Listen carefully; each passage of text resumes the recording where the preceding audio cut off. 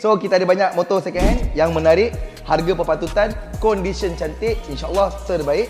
CBR 250RR, CBR 250RR tahun 2022, register 2022. Saya jual harga RM17,800 saja.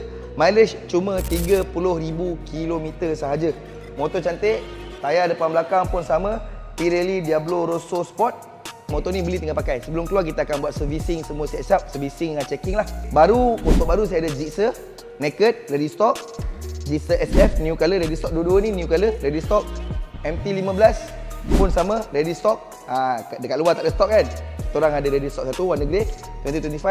MT25 all black pun saya ada ready stock. CB250R pun ada ready stock. Ini semua barulah.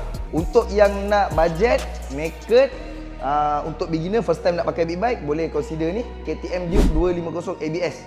Okey, KTM Duke 250 ABS, mileage tahun kalau tak salah saya 2022. Harga saya jual RM6,880 saja.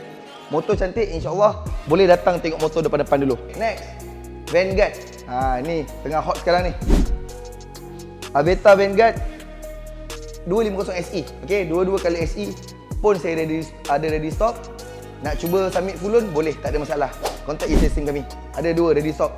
Mana-mana yang berminat, kedai kita Kelang Tech Motor World, boleh waste je Kelang Tech Motor World ataupun Google Map Kelang Tech Motor World. Kedai kita dekat Bandar Bestari Kelang. Kalau ada apa-apa pertanyaan, boleh klik link dekat bio.